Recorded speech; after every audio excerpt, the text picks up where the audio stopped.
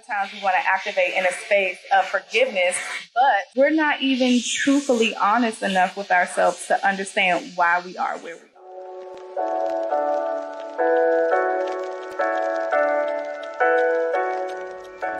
You start to grow, you're digging out everything, but you want to have a strong foundation. So the truth is going to be the catalyst that helps you get to the place that you need to get to. And sometimes we often lie to ourselves about why we are in what we're in, how we got here. One of the easiest mechanisms that people use, or blaming mechanism, is blaming someone else. It's your fault. You did this. Because of you, that's why I'm here. But we forget to look at the part that we play in it. And that's been a great part of my healing journey in life and friendships and relationships and even in business. There are a lot of things that will hinder the growth process of yourself and others in your environment if you don't realize your truth.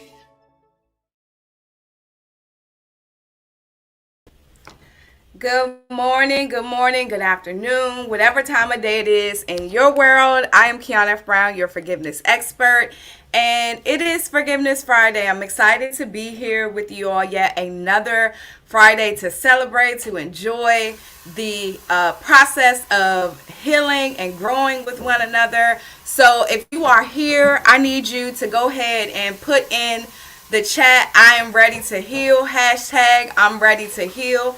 Also, let me know where you're chiming in from. Are you here in the DMV area? Are you in the Virgin Islands? Where are you tuning in from today?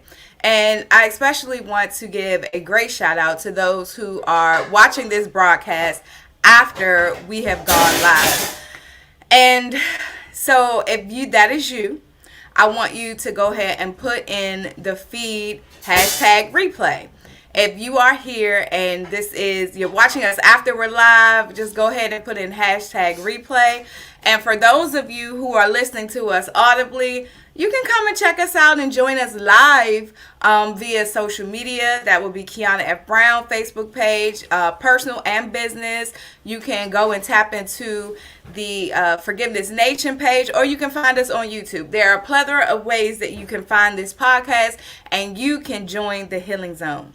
So what we're talking about today is something monumental, especially in our lives as we are dealing with our loved ones. It's the holiday season.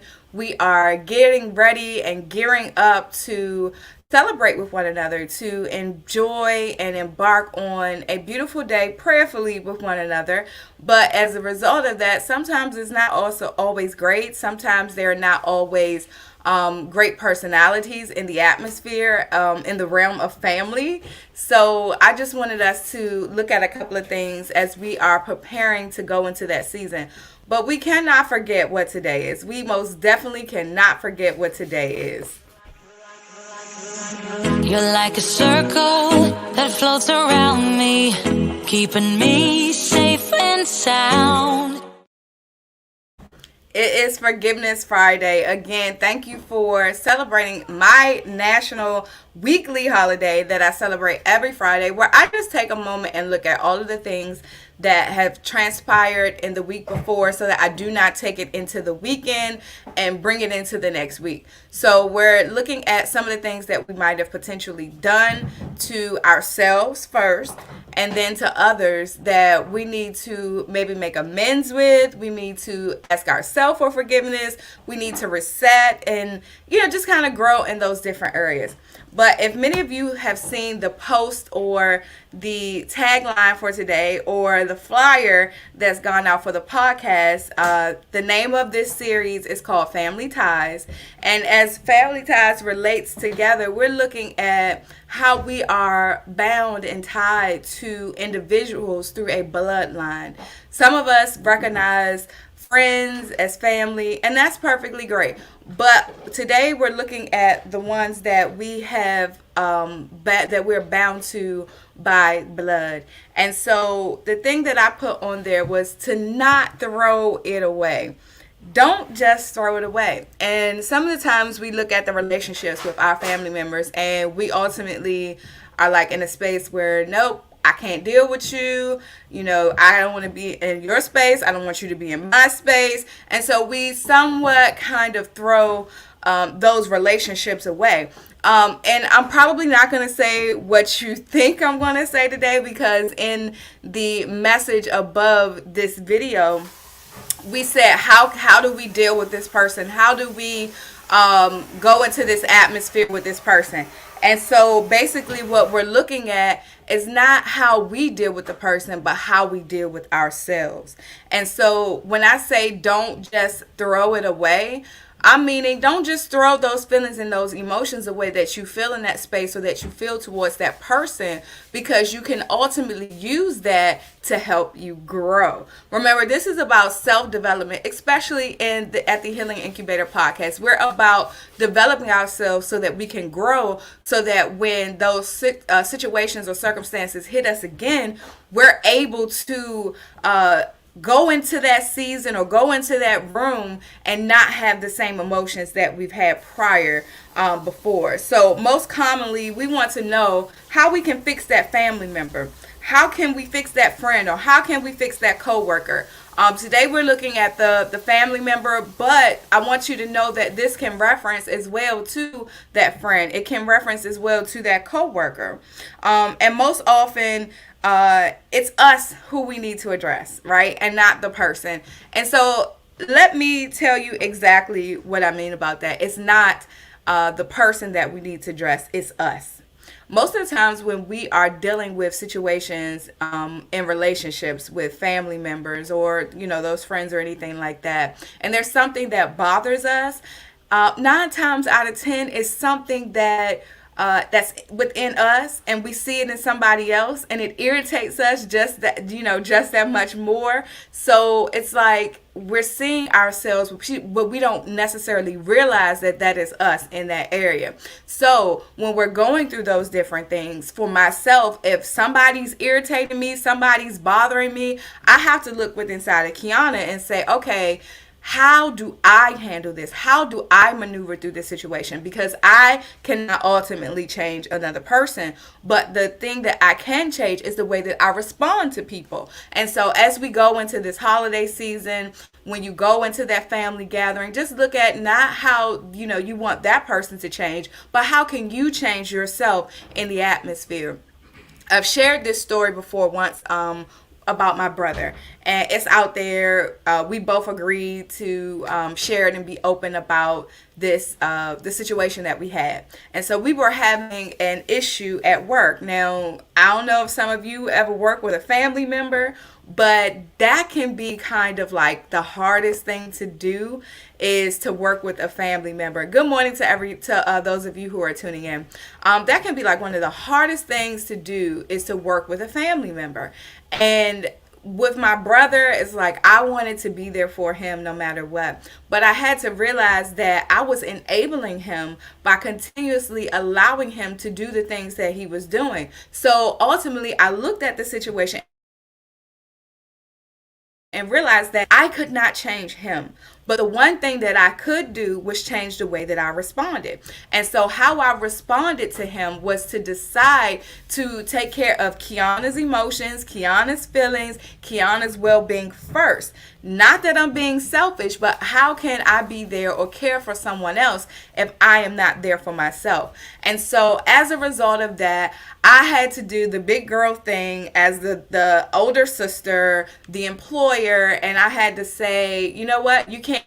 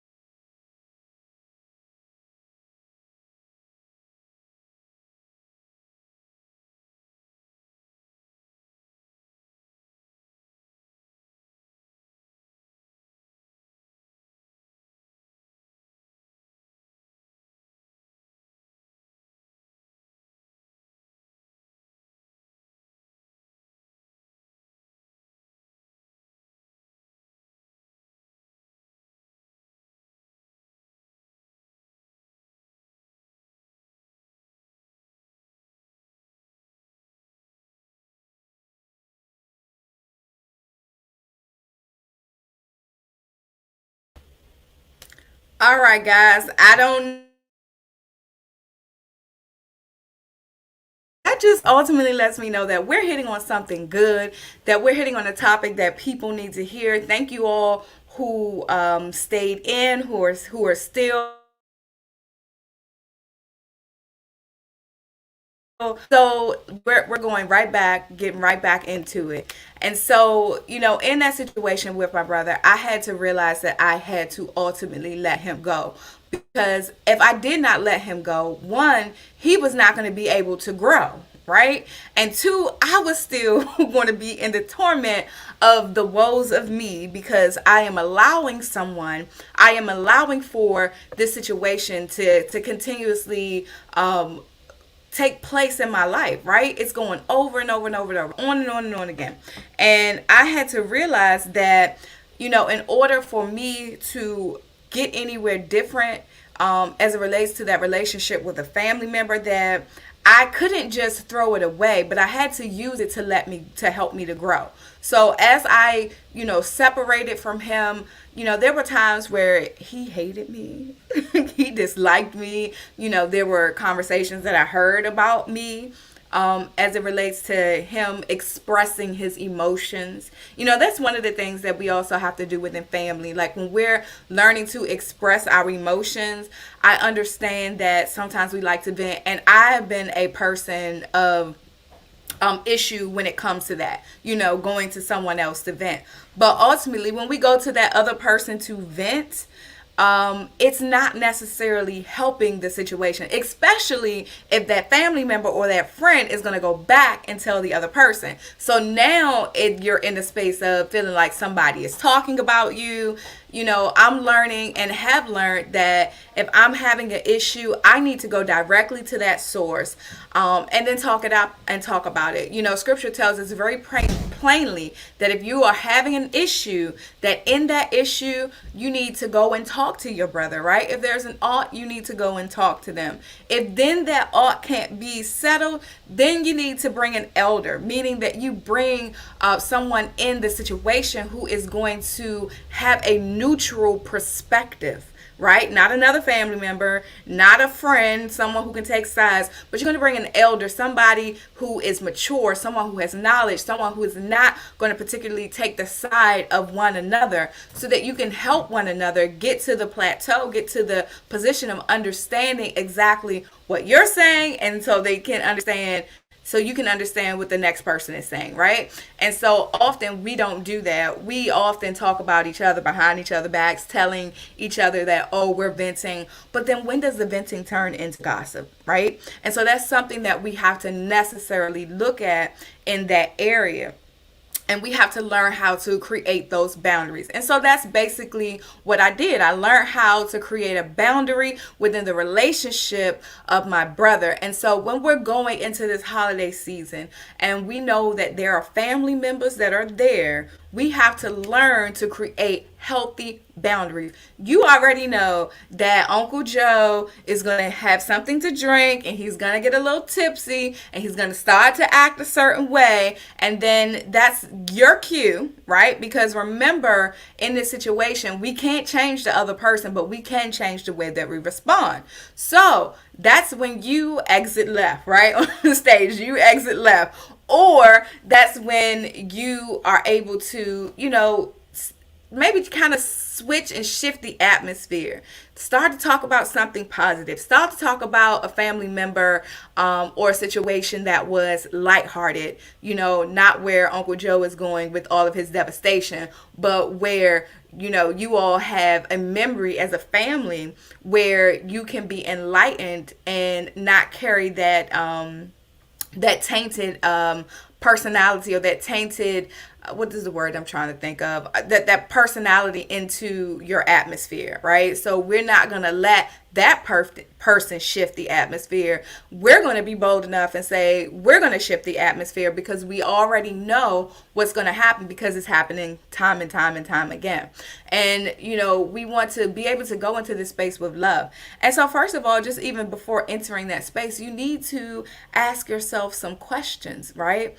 How am I dealing with situations in life? Am I necessarily processing these things properly, right? Because remember, we're not looking at the next person. We're looking at ourselves. We cannot change. I don't know how much I can drag this through the mud. We cannot change another person, but we can change ourselves. We can change the way that we respond. And so the best way to deal with someone else is to be able to learn how to manage yourself. So when we look at a business structure, or when we look at an organization, we look at people who are managers of other people.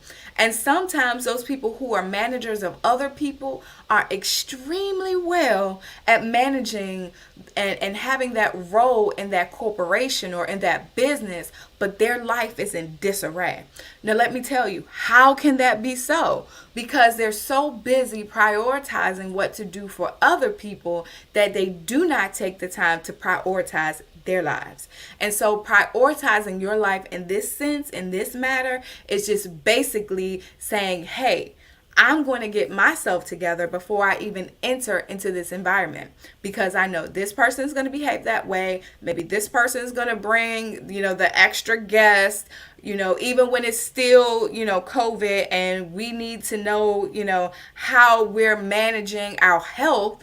So how can you manage your health? How can you manage your mindset? How can you manage the environment? And that's simply learning to manage yourself and learning that you have the power that's inside of you. A lot of us are believers of Jesus Christ. And as believers of Jesus Christ, we know who lives inside of us, right? The power that we have inside of us. So we can't go into circumstances or places and not be able to control ourselves, or let somebody else control us, right? A lot of times I've heard this, and I've even used this in the past. Oh, you made me. Nobody made you do anything. The one thing that you didn't do is learn how to manage yourself. You did not learn how to manage your emotions. You did not learn how to manage your feelings. You did not even sit down and think about what you were going to do in that environment before you got there. You just went. The first thing that I do before I go into an environment is I pray, because I need to set my mindset. Right? That's me managing my mindset, knowing that wherever I go, however I get there, I am not going to allow the environment to shift and change me, but I can be a conduit that can change the atmosphere. And so that's the first way that I manage myself entering into an environment such as a family gathering or a function where there's multiple people, where I know there's a possibility that something is not going to go the way that Kiana wants it to go, right? So that's my number one, is I set my mindset. I pray. Now, secondly, I love to speak affirmations over myself. Kiana, when you go into this place, you are going to be the light. You are going to be positive. There is nothing that anyone can say that is going to shift you from the sunshine that is raining inside of you. So as I'm saying these things, I'm doing it. I'm going into that place. I'm setting my mood with the music that I'm listening to. I'm not feeding my soul, my temple with junk, right? So if we eat a lot of junk food, what happens to our body? Our bodies become distorted. Our bodies are no longer healthy. And so as a result of eating those different foods, we are not able to be healthy. We're not able to produce a good posture about ourselves, meaning that our health is going to fade, right? We're not a posture, meaning that we're going to be able to be erect. We're going to be able to be positioned well where we can keep going. But if you don't do that, when you eat that junk, over time, your body is breaking down, it's tearing down slowly. And so as I'm going into those environments, I am setting myself up for positive things. I am setting my mind right. I'm setting my mood right. And I'm remembering who resides in me, the power that I have through Jesus Christ who strengthens me. And so as we go through these areas and just looking at the family and how we want to portray ourselves in that area, you're going to have some people, some family members that because you've decided to manage yourself well, she thinks she's better than us. She can't do this, or she can't do that. And that's when you have to learn to be okay with how somebody else perceives you in that environment, because you know what you're doing for you. And nobody can change the fact that you want to grow in certain areas instead of being weak there. And so as I continue to grow, you can call me all the names that you want to call me in this environment. But the one thing that I will not do is I will not let your chitter chatter change the way that I feel about me. And so when we go into those different areas in our lives, we have to remember that we have all power, right? And we have to remember that we're the manager of ourselves and not those family members, not those environments. And so as you go into this season, you want to be prepared, right? Because we can't change them, but we can change the way that we respond to them. I want to thank you all for tuning into this podcast today, especially with the interruption of the internet. But however, we're still here, and I pray that you have taken bits and pieces of this message, whatever's going to help you in your family functions when you go. Even like I said, this can help you in friendships. This can help you in business. You want to be able to understand and realize that, we can't change anybody else, but we can change ourselves. And that we have to remember the power that we have that rests and rules inside of us. And the only way to deal with someone else is to learn how to manage yourself. Now I want to read you the scripture. And before we go in it, we have to realize that this is what? Word time.